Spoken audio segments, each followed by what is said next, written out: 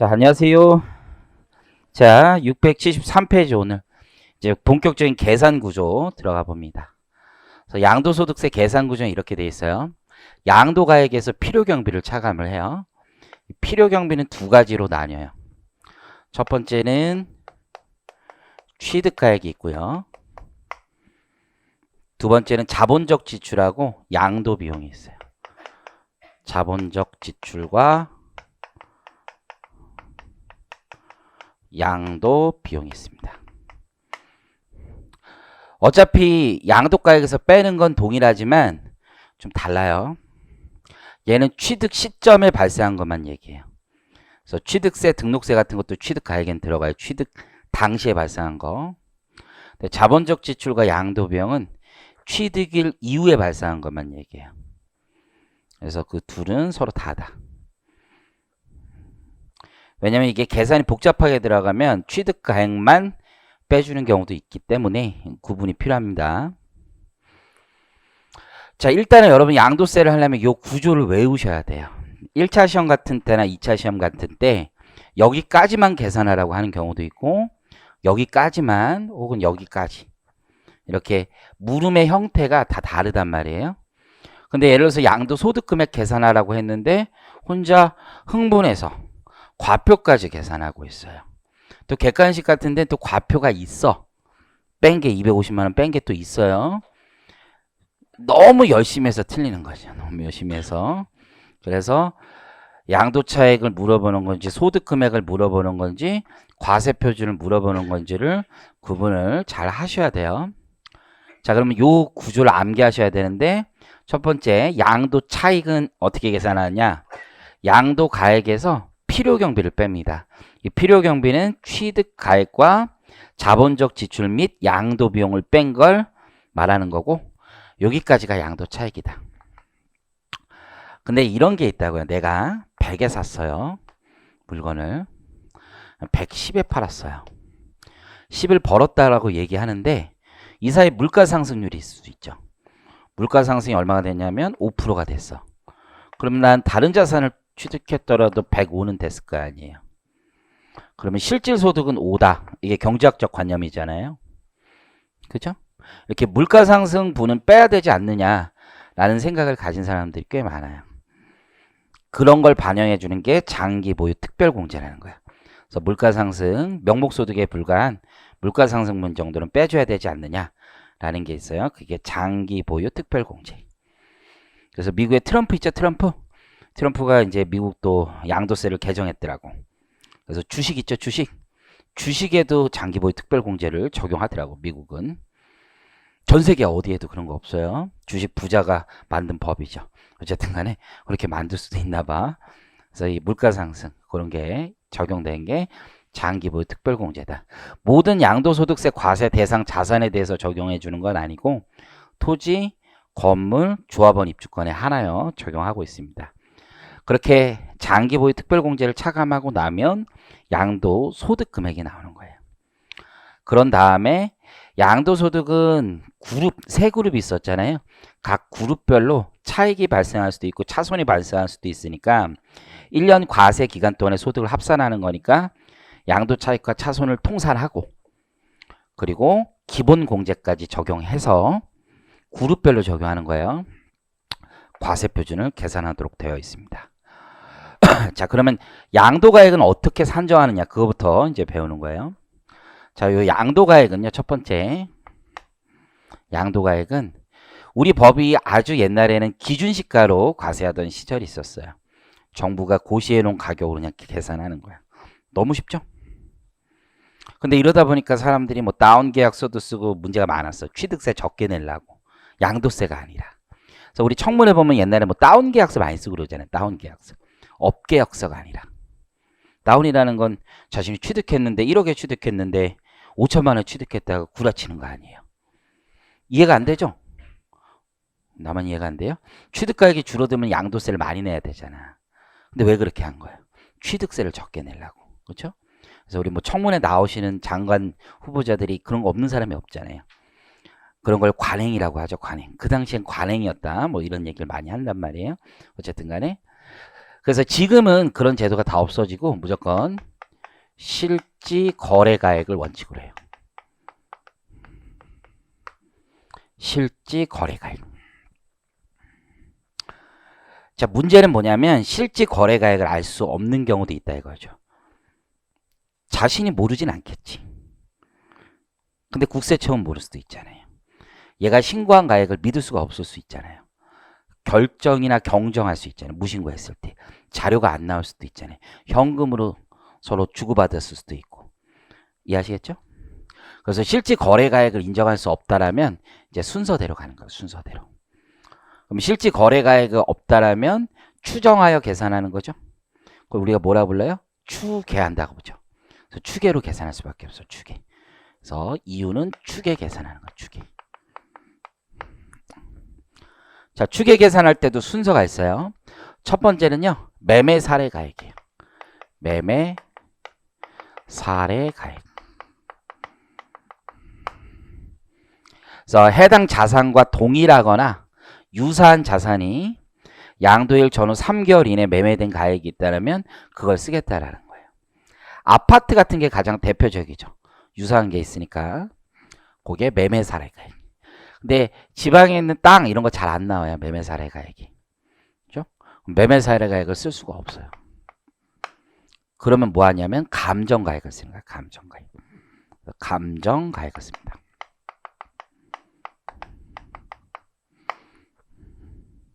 그래서 납세자가 대출받기 위해서 감정해둔 가격이 있을 수 있잖아요. 그런 것들 쓸 수 있다고 보면 돼요.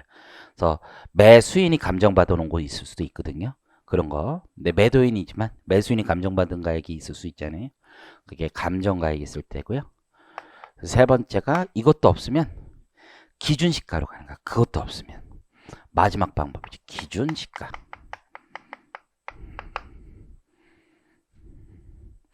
이렇게 하면 되게 낮죠. 금액이. 기준시가는 실제 거래가액의 70% 80%밖에 안 돼요. 양도차익이 굉장히 적게 산정되잖아요. 그래서 우리 법은 어떻게 하고 있냐면 만약에 양도가액을 기준시가로 하면 무조건 취득가액도 기준시가로 하도록 돼 있어. 무조건 취득가액도 기준시가로. 그래서 양도가액을 기준시가로 했을 땐 취득가액도 무조건 기준시가. 반대는 성립하지 않아요. 취득가액을 기준시가로 했다고 해서 양도가액을 기준시가로 한다는 법은 없어요. 이걸 좀 유명한 말이 있는데 동일기준 원칙이라 불러 이걸. 동일기준 원칙.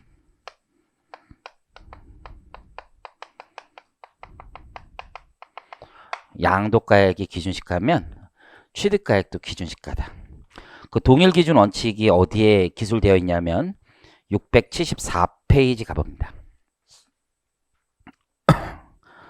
그 가운데 박스가 하나 있죠. 그 밑에 한 편 거기에요. 거기 한 편 앞에다가 제목을 써놓으면 돼요. 동일 기준 원칙.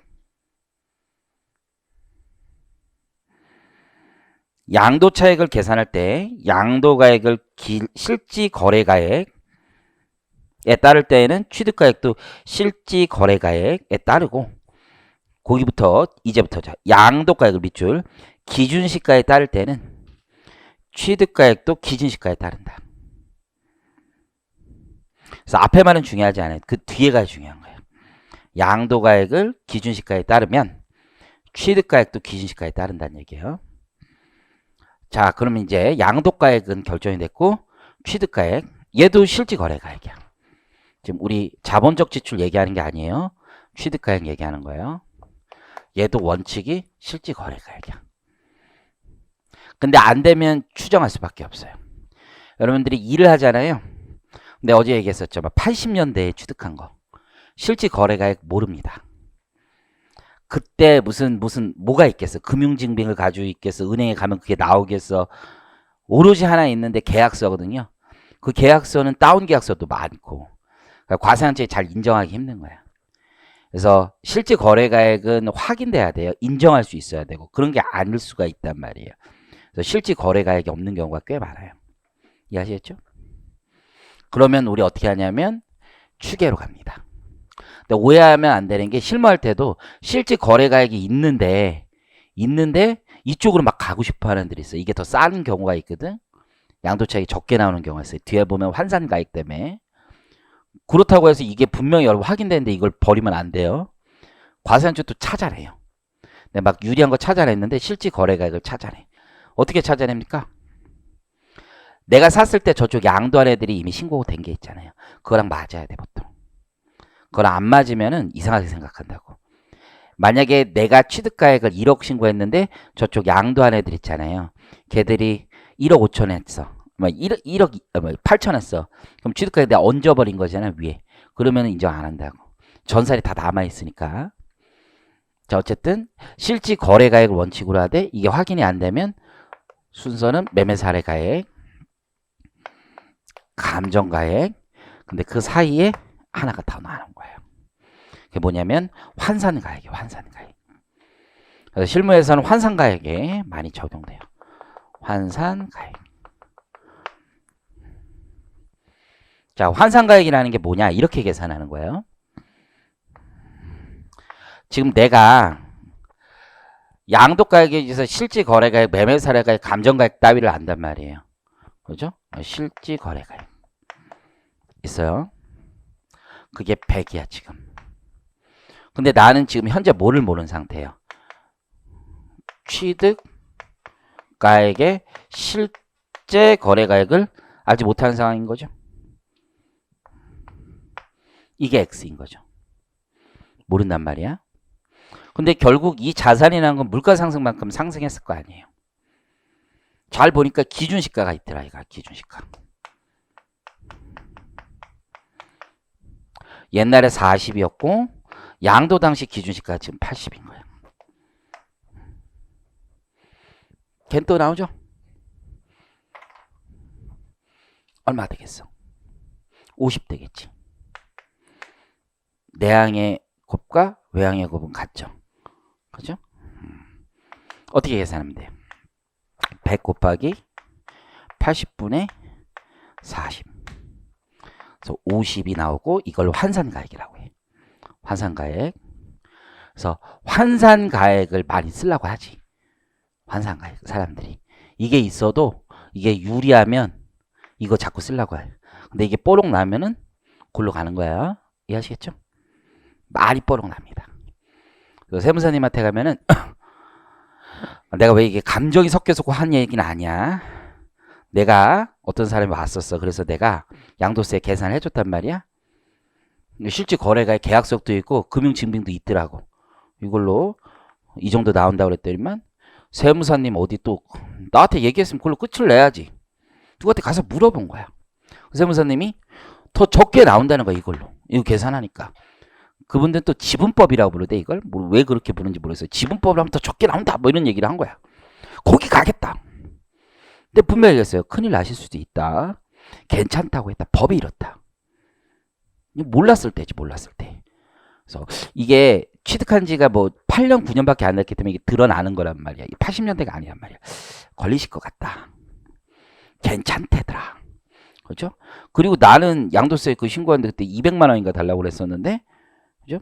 쉽긴 하지만 그래도 200 받아야 되겠다 했는데 그 세무사님 50만 원이면 된다. 거기 싸고 더 이것도 잘해준다. 갔죠? 그렇지만 한 1년쯤 돼서 전화 왔습니다. 이 세금이 고지서가 나오는데 이거 어떻게 해야 되냐? 제가 한마디 했죠. 거기 가서 얘기하시라. 감정이 섞인 건 아니에요. 거기 가서 얘기하시라. 걸린다니까 이게. 어쨌든 간에 모를 때만요. 모를 때만.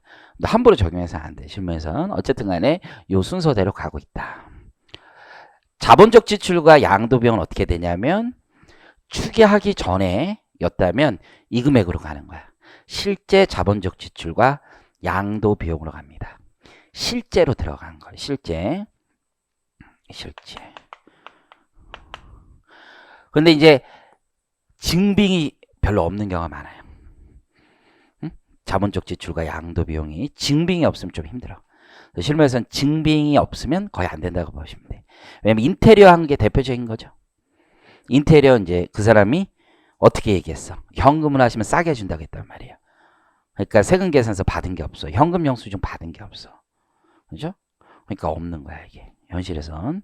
실제로 올수리하고 하면 꽤 나온단 말이에요. 그거 넣을 수 있는데 안 되는 경우가 많아. 그리고 올수리 해도요. 그걸 발라내야 돼 원래는.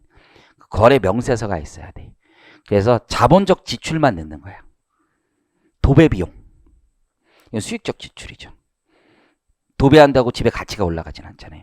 타일 교체 비용. 이런 것도 안 되는 거예요. 그거 다 갈라야 돼, 원래. 그죠? 그리고 인테리어 업자들이 요즘은 빌트인 가구 같은 거 많이 넣습니다. 요거는 또 집이 아니야. 부속되는 게 아니기 때문에. 막 그런 복잡한 면이 있어. 그래서 1억 그냥 한 장 받아오면 세무서에서 개별 구성 항목 구분 못한다고 또 안 해줍니다.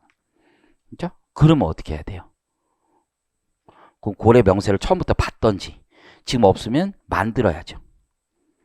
만드는 방법은 두 가지. 거기 가가지고 너 그때 그 거래 명세 네 견적서 같은 거 다시 줘라. 그럼 거기서 발라낼 수 있겠죠. 그렇죠? 안 그러면 그 업체가 없어진 경우들이 있어요. 인테리어 업체들이 하도 폐업하고 많이 그러니까 없으면 어떻게 합니까? 내가 만들어야죠. 내가 만들면 돼요. 근데 이제 그게 또 재수 없으면 걸리죠. 만들면 이게 종이, 여러분 그런 거 아닌지 모르겠네. 종이는 문서 감정을 받을 수가 있어. 세종시에 보내면 얼마 안 된 종이는 이게 밀리는 느낌 달라 이게. 그런 거 아는지 모르겠네. 참고로 문서 감정 이런 거 문서 감정은 이거 얘기해 줘도 돼. 실제 문서 감정은 이 종이 자체를 가지고 감정해.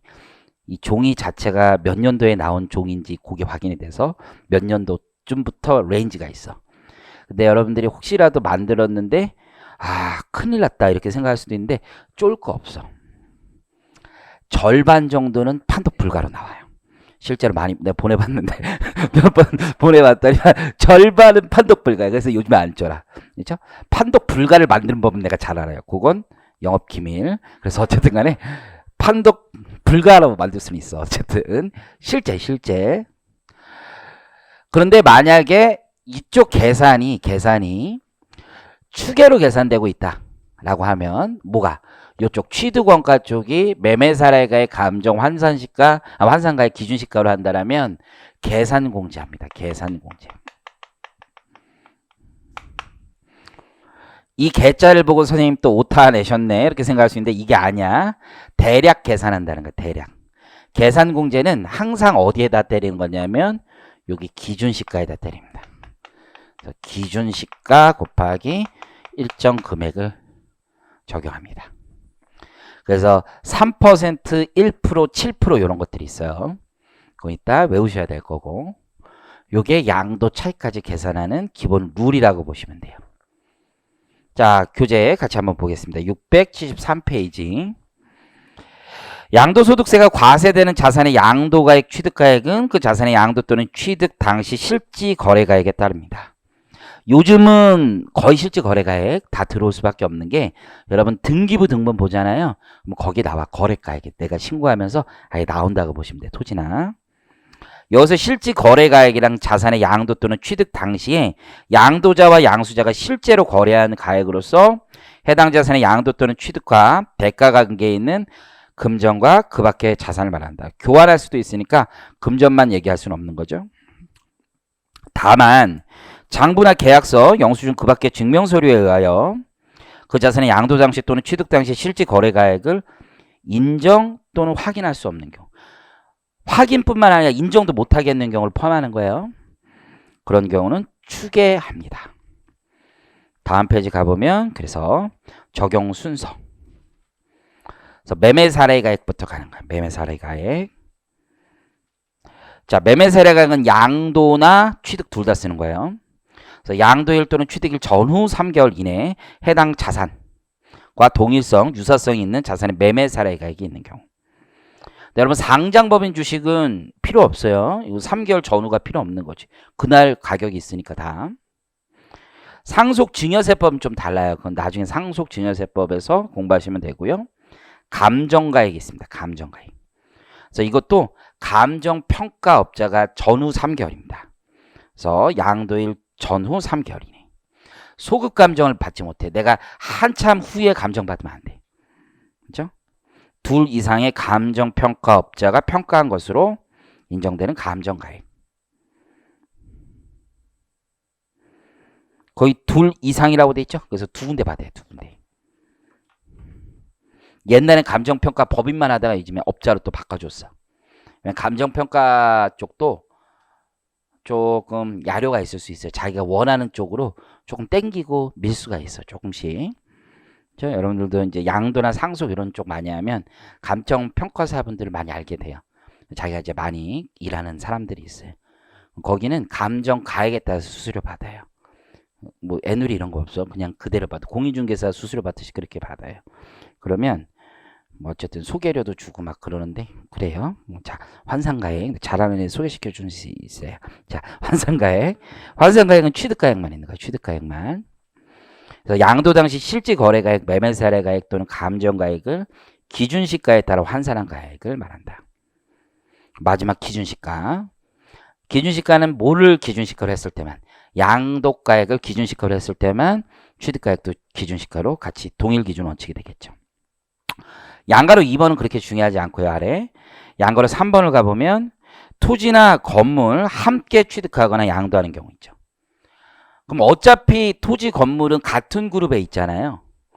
그러면 양도 소득에 대한 세율도 다 뭐야? 동일하잖아. 그렇죠?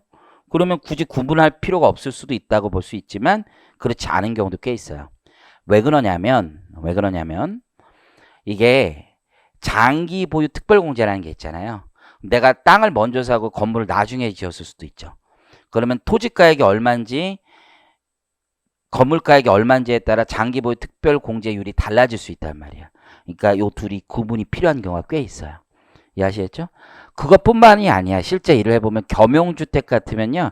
내 1세대 1주택 적용받을 수 있는 부분과 그렇지 않은 부분으로 나뉘고 있잖아요. 그러니까 그것들이 다 구분이 중요해요. 그럼 실무할 때는 겸용주택 같은 걸 많이 쓰니까 어차피 겸용주택을 양도한다라면 부가세 상가분에 대해서 내야 될 거 아니야. 상가 건물분에 대해서. 그럼 그거 갖다 쓰면 되는 거야. 그래서 부가가치세법상 기준과 동일하게 적용합니다. 안분 기준을. 그때 이제 순서는 이렇게 가는 거예요. 부가세법 어떻게 해? 감정가액, 감정가액, 기준시가, 취득가액, 장부가액 요 순서대로 가잖아요. 그래서 그 비율로 간다라고 보시면 돼요. 자, 양가로 4번은 조금 이따가 보기로 하고요. 자, 그래서 오른쪽에 가보면 677페이지 가보겠습니다. 양도 차익의 계산 이렇게 돼 있죠. 총 수익 금액에서 필요경비. 그래서 필요경비는 취득가액과 기타의 필요경비로 나뉘고 기타의 필요경비는 자본적 지출과 양도 비용을 의미합니다.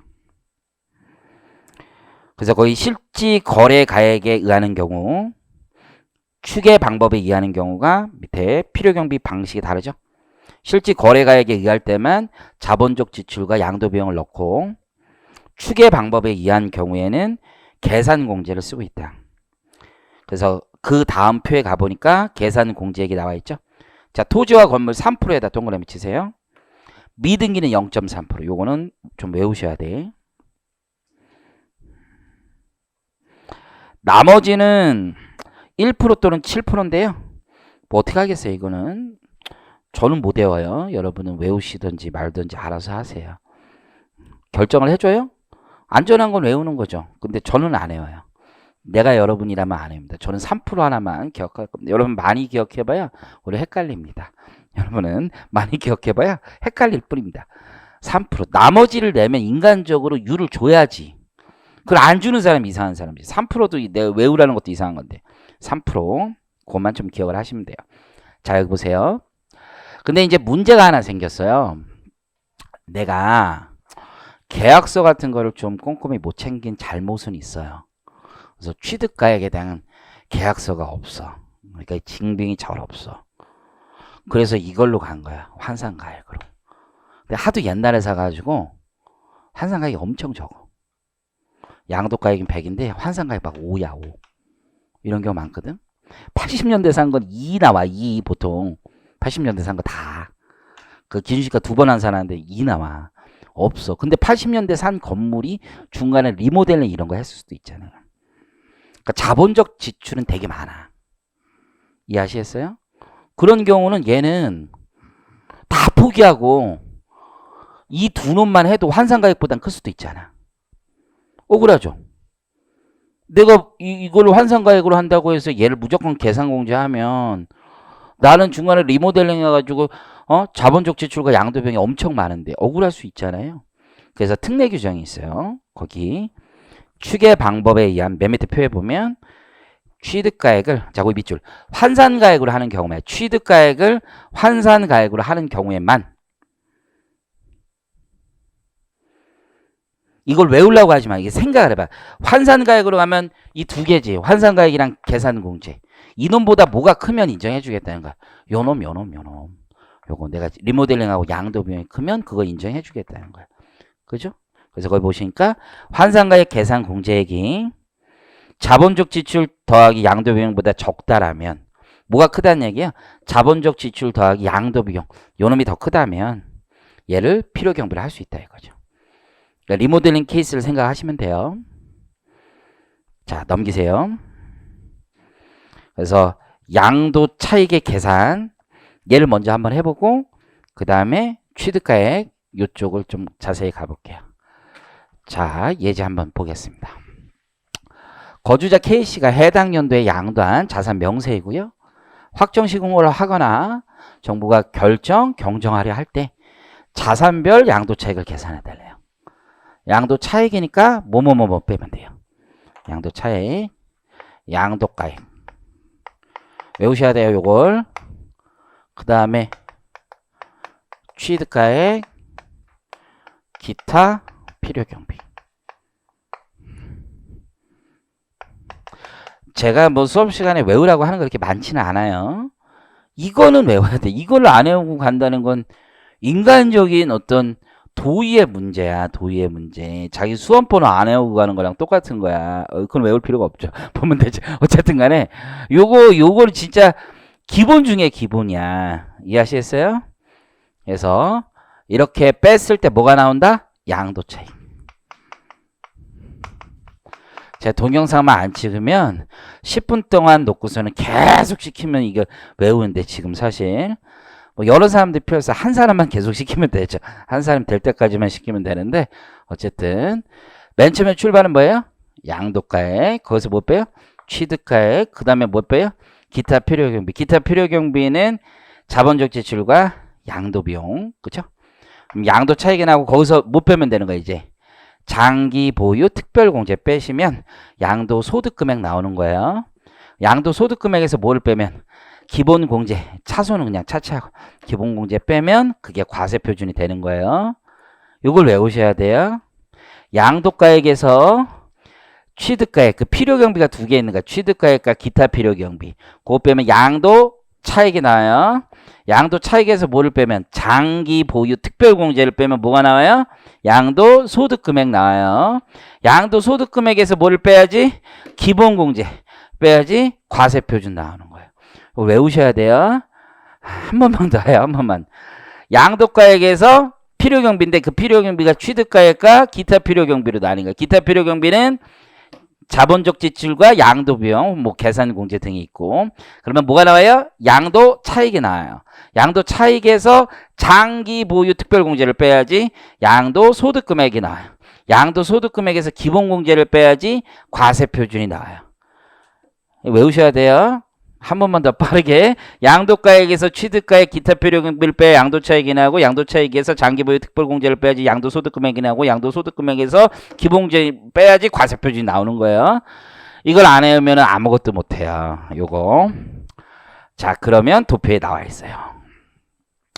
토지 A, B, 아파트 분양권 CD가 있어요. 모두 양도소득세 과세 대상 자산입니다.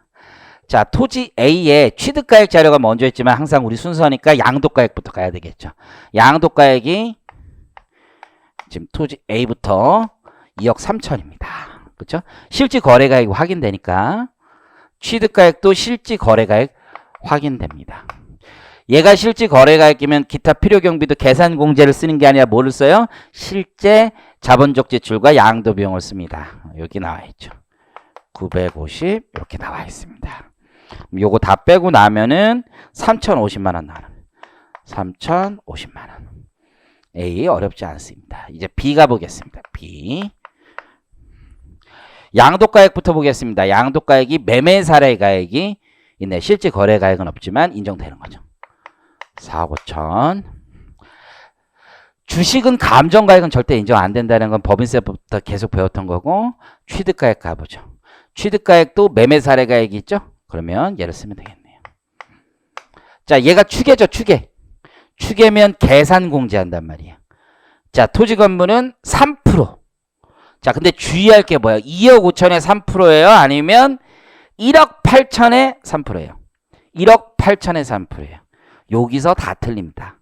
3% 백날 기억해봐야 2억 5천에 3%가 아니라 기준시가의 3%입니다. 기준시가. 요놈 기준시가 1억 8천에 3%가 된다는 거예요. 이해하시겠어요? 1억 8천에 3%. 기준시가의 3%. 요게 항상 틀린 거예요. 뭐의 3%? 기준시가의 3%. 기준시가의 3%입니다. 1억 8천에 3%. 3%. 540만 원? 맞아? 54만 원? 54만 원.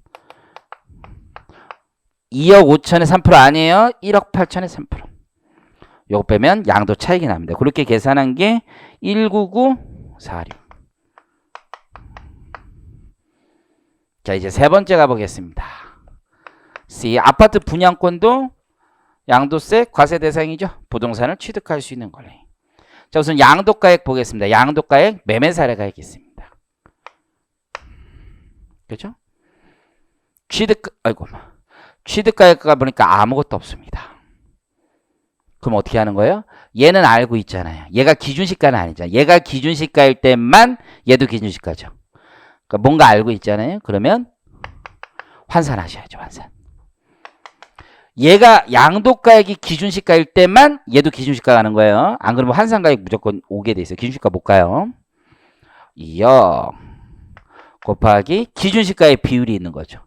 그래서 지금 취득 당시의 기준시가는 1억 3,500. 양도 당시의 기준시가는 1억 8천. 이게 되는 거죠. 75%. 한 1억 5천쯤 되나요? 1억 5천 얼마야? 맞췄어. 대박. 자, 1억 5천. 1억 5천. 그래서 1억 5천 됩니다. 얘도 환산가액을 쓴 거죠. 추계한 거예요. 자, 필요경비 1억 5천에 1%, 7% 이런 게 아니에요. 부동산을 취득할 수 있는 권리는 7%인가 그럴까? 아마 1%냐 7%냐 나도 몰라. 1% 쪽팔리네. 자, 1%. 1억 5천에 1%가 아니야. 기준시가의 1%야. 기준시가는 1억 3,500이죠. 그렇죠? 1억 3,500의 1%. 135만 원이 되는 거야. 기준시가. 135만 원. 이해하셨죠? 요거 조심하셔야 돼요. 요 계산하면 4,865만 원. 4,865만 원. D.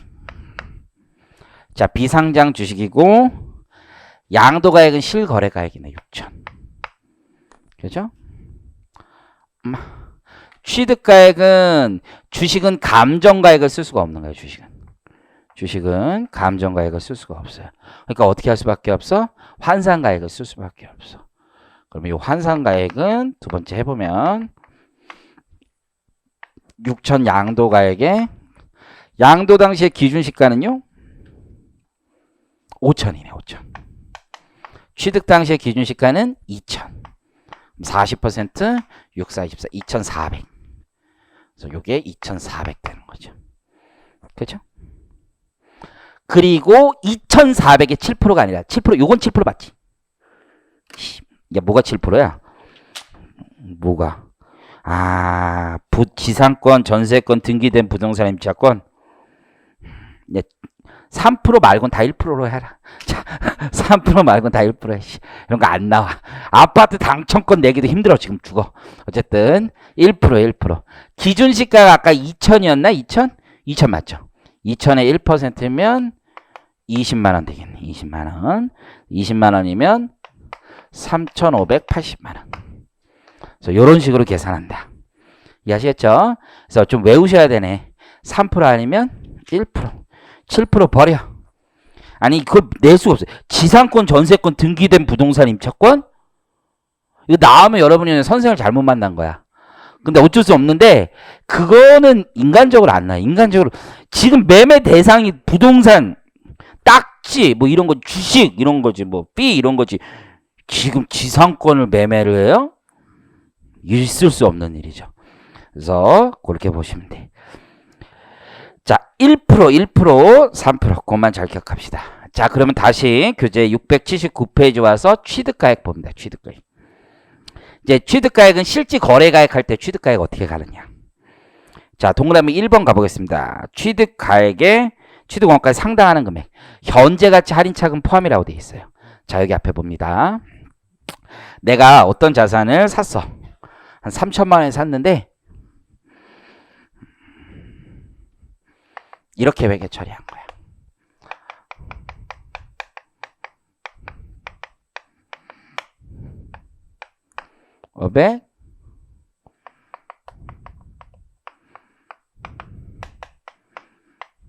이렇게 회계 처리했습니다. 자, 취득가액은 원칙적으로 얼마야?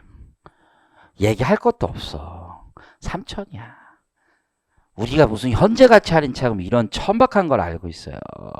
이런 거 우리 몰라. 개인이 무슨 현재가치 할인차금이야. 없어. 그냥 3천이야. 3천. 그죠? 아, 근데 이 도라이가 어떻게 한 거예요?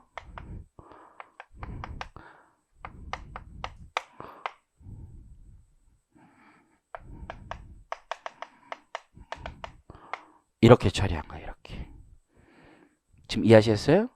그러면 이게 이자 비용으로 사업소득 계산할 때 인정을 받는단 말이에요. 그러면 3천 양도세 계산할 때 인정받고 그 중에 100은 사업소득 인정받으면 가공의 원가가 생기는 거나 마찬가지죠. 이중공제가 되는 거나 마찬가지가 된다고요. 그래서 사업소득 경비로 빼먹은 놈은 빼고 계산하는 거예요. 그럼 어떻게 계산하는 거야? 3천 빼기 100 2,900이 취득원가가 되는 거예요. 양도소득 계산할 때. 마찬가지 논리로 감가상각비를 계산했다라고 해도 그 감가상각비는 사업소득 계산할 때 경비를 털어먹었겠지. 그죠? 그러면 이 금액은 다시 양도세 계산할 때 취득원가에 포함시키면 이중의 공제가 되겠죠? 그럼 다시 빼줘야 되겠지. 이해하시겠죠?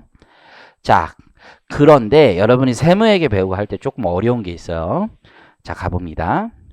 우리가 실지 거래가액으로 하는 경우도 있고 환산가액으로 취득원가를 계산하는 경우도 있죠.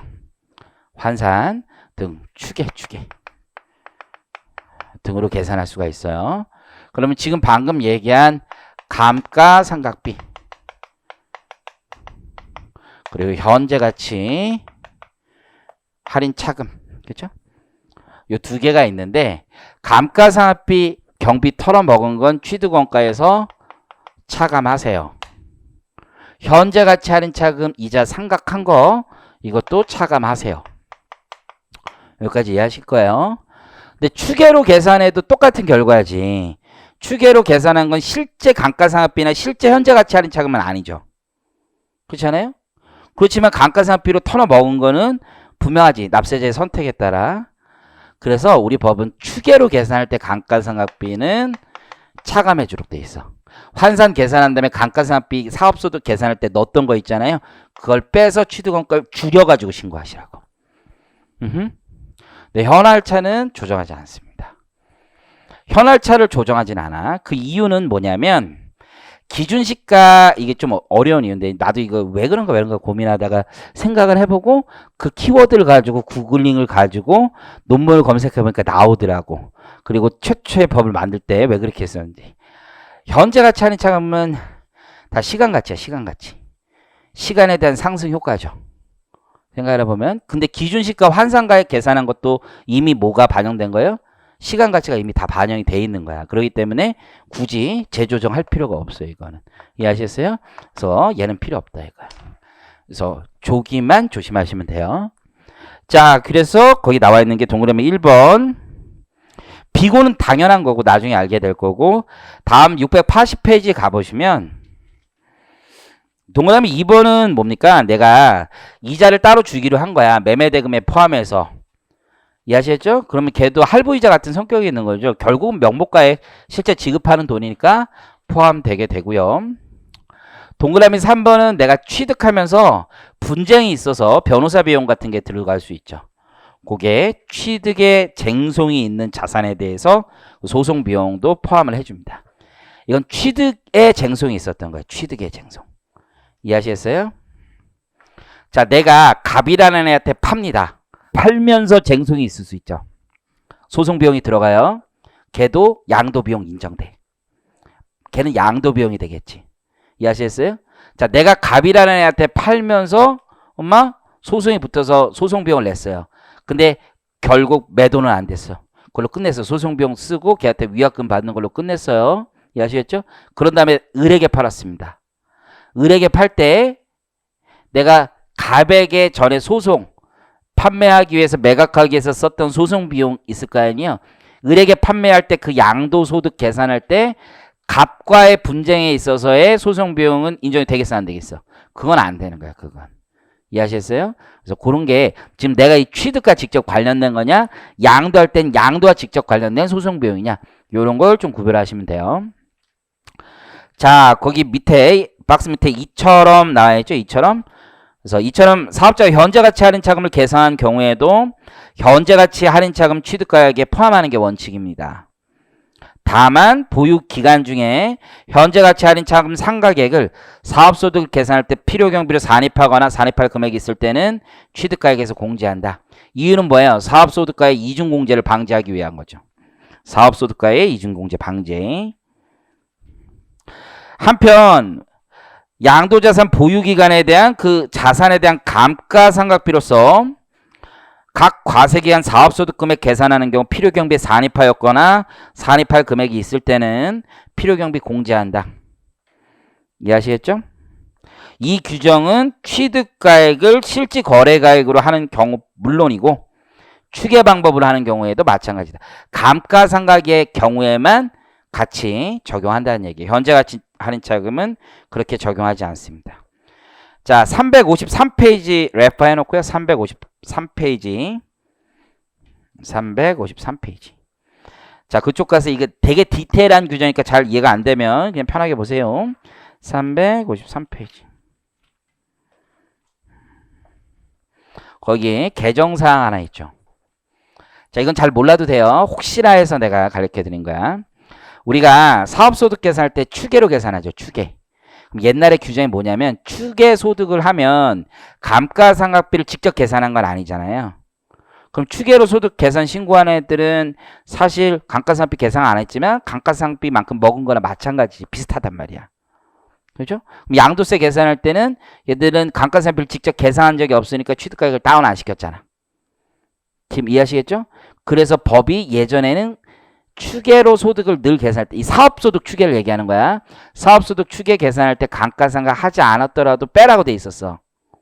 근데 이러니까 납세자들이 난리가 난 거예요. 야, 뭐 우리가 하지도 않았는데.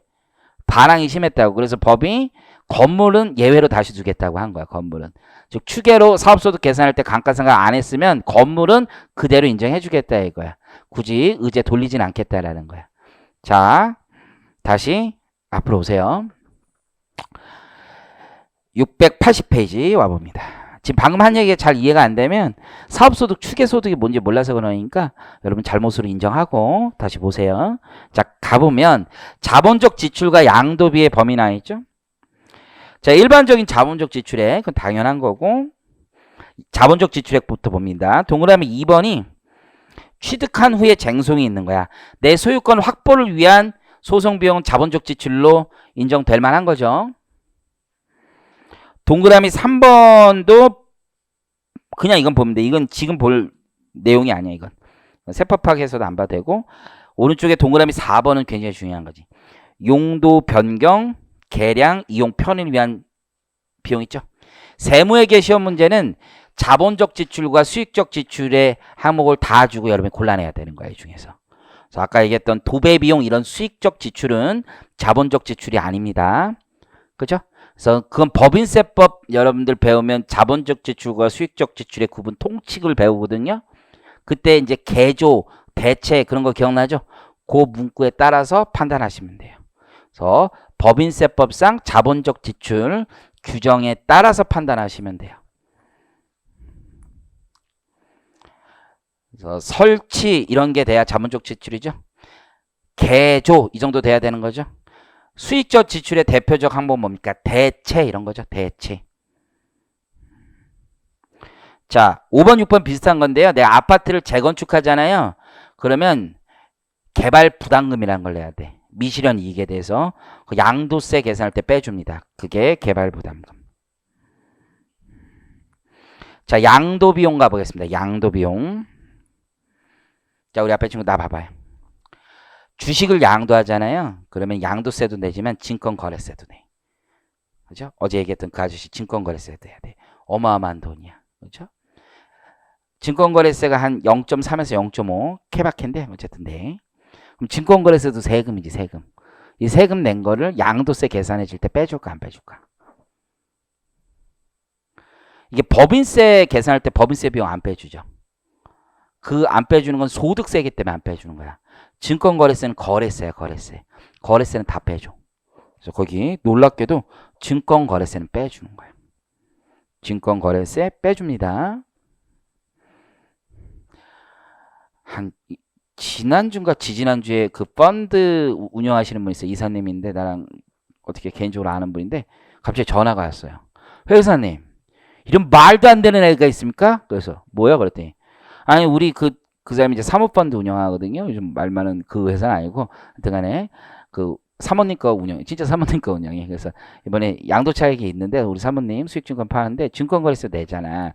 양도세 계산하는데 자기도 이제 뭐 회계사 뭐 이런 건 아니고 그냥 무슨 보고서는 이렇게 계산해서 이 정도 나온다 그러는데 세무사한테 이제 자기네 그 펀드 운용사에 이제 세무사가 있을 거 아니야 했는데 세금 더 적게 나오더라 이거서 보니까 증권거래세를 뭐 비용을 인정했다 이거야.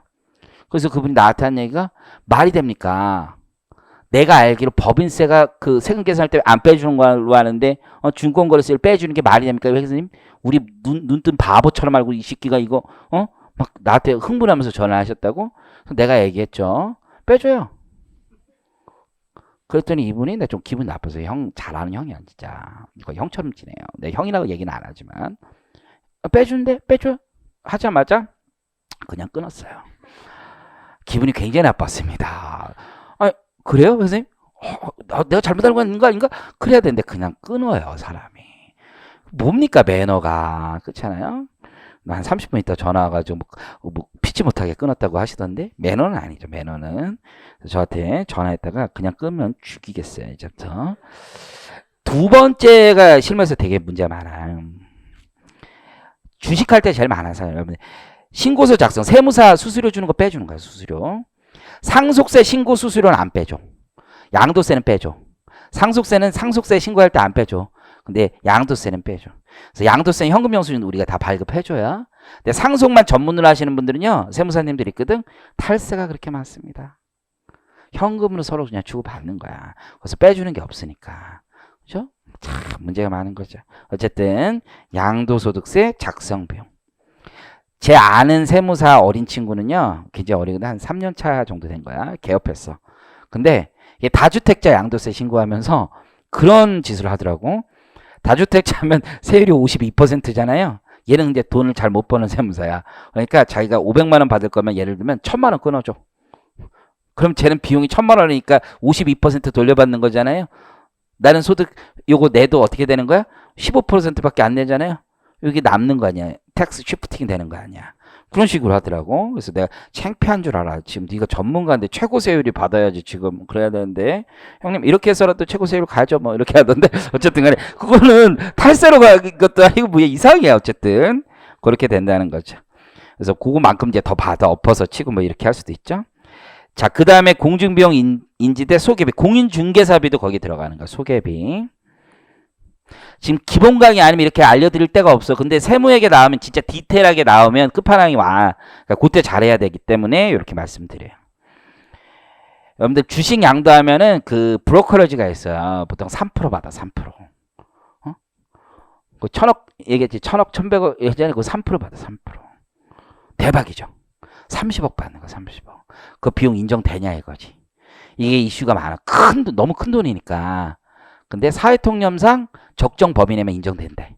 사회통념상 3%는 적정이 안 해. 네가 생각해.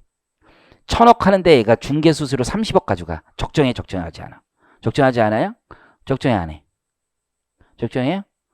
적정하네. 그럼 적정한 걸로 적정하지. 그 정도면 야 거래 관액이 한 3%는 적정한 거야. 3%. 일반적으로 그 정도 가져가요. 걔가 뭐 알아서 또 걔도 소득세 낼 텐데 뭐. 어쨌든 그 다음에 내용은 거의 볼 필요가 없어요. 그 정도 기억하시면 돼요.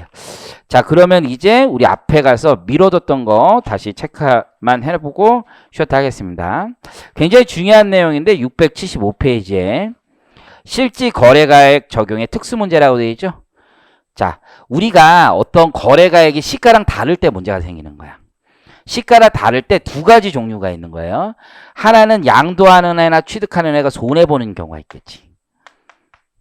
손해를 보는다면 어떤 규정을 적용하면 돼? 부당행위 계산 부인을 적용하면 돼요. 즉 시가 1억인데 5천만 원에 팔았어? 그럼 1억으로 다시 계산하면 돼. 특수관계인에게 팔 때. 지금 하는 얘기는 부당행위 계산 부인이 아니야. 그러면 시가와 다른데 내가 이득을 봤다는 얘기죠. 이득. 근데 양도소득세는 이득을 받았을 때 조정해 주는 게 있는 거예요. 되게 특이하지. 이득을 받는데 조정해 주는 문구가 여기에 있는 거야.